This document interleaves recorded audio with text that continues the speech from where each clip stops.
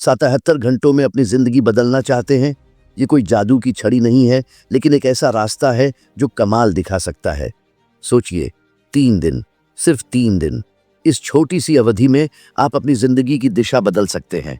बस शर्त है कि आप अपने अंदर उतरें, बाहरी शोर से दूर हों।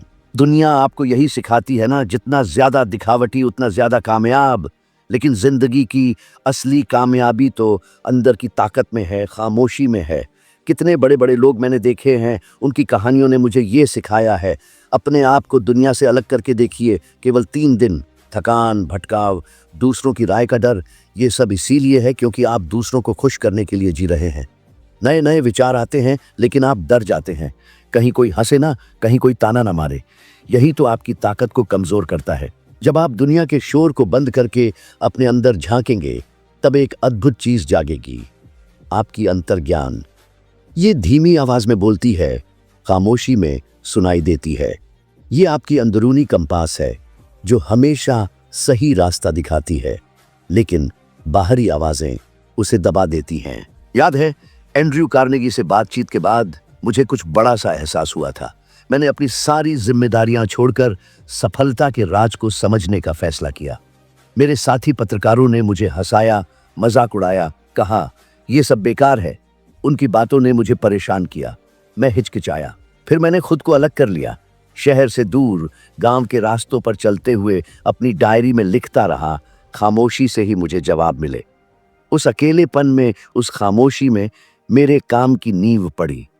लोग अपने ख्यालों के साथ अकेलेपन से डरते हैं, क्योंकि खामोशी में ही अंदरूनी जंग होती है। कोई ये सच नहीं देखना चाहता कि वो बेमतलब की रायों की वजह से अपनी जिंदगी को टाल रहा है। कितनी बार आपने किसी की हंसी के डर से अपने काम को रोका है? कितनी बार आपने उन लोगों की बातों से अपने सपने को दबा दिया जिन्होंने कभी कुछ किया ही नहीं? खामोशी आपको खुद पर काबू देती है। यहीं से आपके काम की जड़ें मजबूत होती हैं। अपने कामों के बारे में बताने की बजाय उन्हें करना शुरू कर दीजिए। आप खुद के और दूसरों के जल्दबाजी में किए गए फैसलों से बचेंगे। एक बीज बोइए और उसे हवा के सामने रख दीजिए, पहले कि उसकी जड़ें मजबूत हों। 2 लोग हैं, एक जो जोर जोर से चिल्लाता है कि वो क्या बोएगा, और दूसरा जो चुपचाप काम करता है। 3 महीने बाद किसकी फसल अच्छी होगी? जवाब साफ है, लेकिन कम ही लोग चुपचाप काम करने की हिम्मत रखते हैं। क्यों? क्योंकि खामोशी में यकीन चाहिए, और ज्यादातर लोग तो तालियों की तलाश में रहते हैं। ताकत बाहर से नहीं, अंदर से आती है। जब आप सब कुछ सबको नहीं बताएंगे, जब आप तय करेंगे कि आपकी तरक्की निजी होगी, तब ये ताकत जागेगी। सुबह जल्दी उठिए, किसी को मत बताइए। रात को देर तक काम करिए, तारीफ की उम्मीद मत रखिए। अपने दिमाग को तेज कीजिए, दिखावे के लिए नहीं, अपनी तैयारी के लिए। ये सिद्ध करने की बात नहीं है, बल्कि बेहतर बनने की बात है। दूसरों को अपनी सफलता के बारे में समझाने की कोशिश मत करो, खुद को समझाइए। और ये कैसे होगा? करके, चाहे कोई देखे या ना देखे।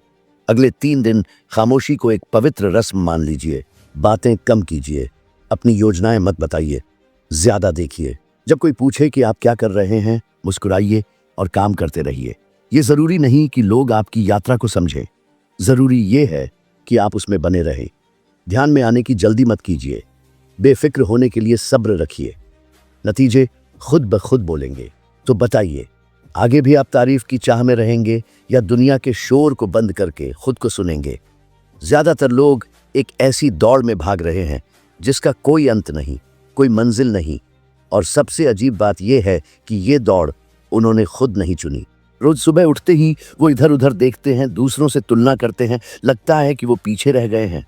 लेकिन मैं पूछता हूँ, किससे पीछे, किसके मुकाबले? ये आधुनिक दुनिया का खामोश जहर है, तुलना। शुरुआत अच्छी होती है, एक साफ मकसद के साथ, लेकिन किसी को देखकर जो लगता है ज्यादा आगे है, आपका यकीन हिल जाता है। अपना रास्ता छोड़कर दूसरों के साथ चलने लगते हैं, लेकिन वो रफ्तार कभी आपकी नहीं होगी। और याद रखिए, किसी और के मकसद को जीने से ज्यादा तेजी से कुछ नहीं बिगाड़ सकता। मैंने ये सब जल्दी सीखा। एंड्रयू कार्नेगी ने मुझे एक बात सिखाई जो मैं हमेशा याद रखता हूँ। केवल वही दौड़ मायने रखती है जो आपको आपके मकसद तक ले जाए। समस्या यह है कि बहुत से लोग उन जगहों पर दौड़ रहे हैं जहां वो कभी जाना ही नहीं चाहते थे। डर, दबाव, तुलना, इन रास्तों पर चल रहे हैं, और इसकी कीमत बहुत ज्यादा है। जिंदगी बर्बाद हो जाती है ऐसी चीजों की तलाश में जो मिलने पर भी तृप्ति नहीं देती। कभी ऐसा लगा है जैसे आप पीछे हैं, भले ही आप सब कुछ सही कर रहे हों, सिर्फ इसलिए आदतें, लक्ष्य या फैसले कॉपी कर रहे हैं क्योंकि आपने किसी और को उनसे कामयाब होते देखा है।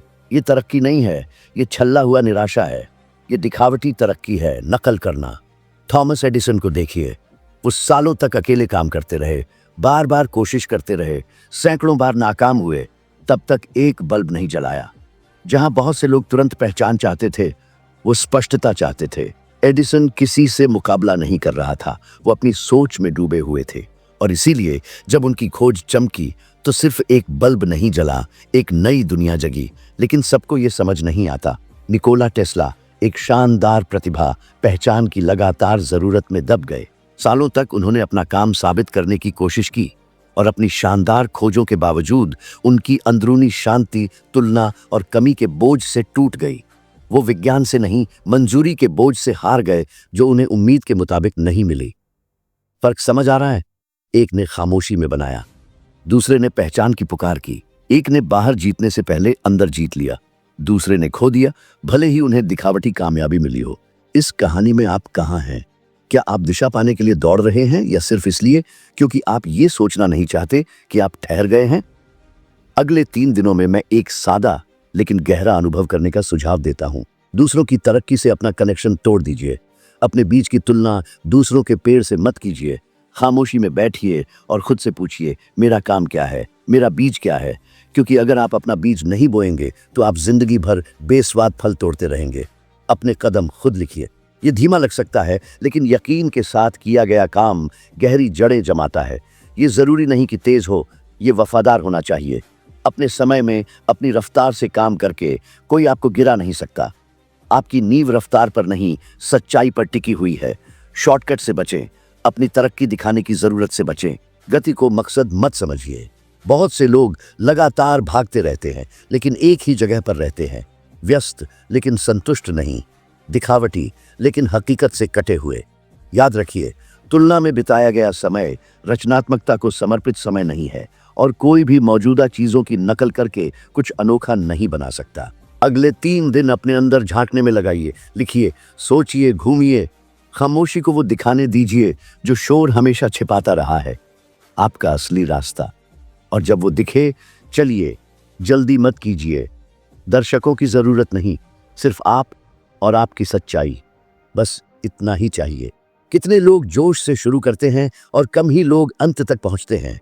रविवार की रात के बाद सोमवार की सुबह कैसे खत्म हो जाते हैं? जवाब सादा और असहज है, खामोश अनुशासन की कमी। वो अनुशासन नहीं जो दूसरों को प्रभावित करे, बल्कि वो जो कोई नहीं देखता, वो जो तारीफ, प्रशंसा या पहचान के बिना भी कायम रहता है। सच्चा अनुशासन अदृश्य होता है और इसीलिए सबसे शक्तिशाली। मैंने ये राष्ट्रपति फ्रैंकलिन रूजवेल्ट के साथ काम करके देखा। वो सबसे ज्यादा बात करने वाले नहीं थे, लेकिन निसंदेह सबसे ज्यादा सुसंगत थे। उनकी आदतों में एक पवित्र सी दिनचर्या थी, सख्ती से समय का पालन, रोजाना पढ़ना, ध्यान से तैयार की गई बैठकें। वो करते थे जो जरूरी था, चाहे दुनिया कितनी भी उथल पुथल में क्यों ना हो। और जब आप खामोशी में इसी तरह काम करते हैं तो आपके नतीजे बिजली की तरह आते हैं। अनुशासन प्रेरणा से नहीं, फैसले से आता है। ज्यादातर लोग प्रेरणा की उम्मीद करते हैं, एक दिव्य हवा की तरह, लेकिन जो बनाते हैं वो हवा का इंतजार नहीं करते, वो शांत समुद्र में भी पैडल मारते हैं। कितनी बार आपने जरूरी काम करने के लिए मूड का इंतजार किया है और कितनी बार वो मूड कभी नहीं आया? इस बीच समय निकल गया, योजनाएं खराब हो गईं और जो आपके अंदर था वो अंधेरे में एक और छूटा हुआ ख्याल बन गया। जो बोलते हैं और जो बदलते हैं, उनके बीच का फर्क अदृश्य दोहराव में है। सोचिए, एक मजदूर ईंट पर ईंट रख रहा है रोज, बिना जल्दबाजी के, बिना दर्शकों के, जबकि दूसरे कहते हैं, आप अभी भी इसमें लगे हुए हैं।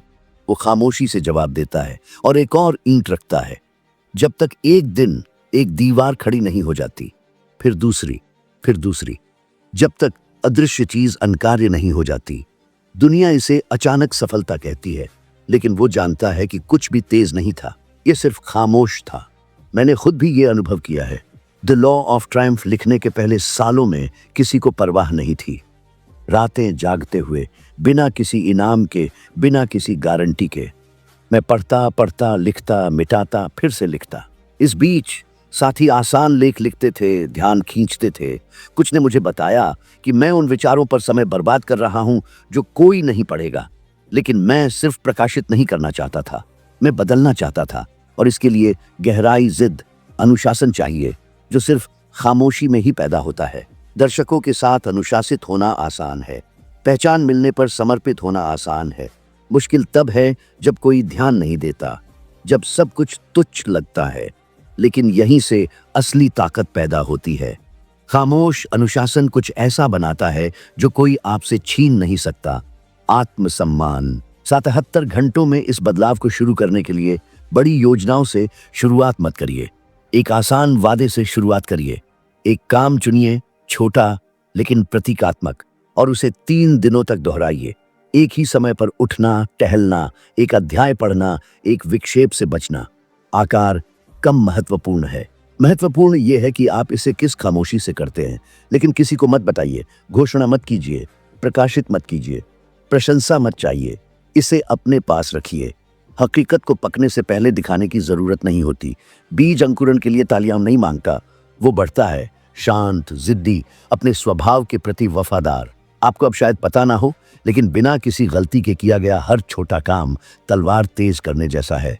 आप शायद आज इसका इस्तेमाल ना करें, लेकिन सही दिन वो तैयार होगा, और उस दिन दुनिया वो देखेगी जो आपने तब बनाया जब कोई नहीं देख रहा था।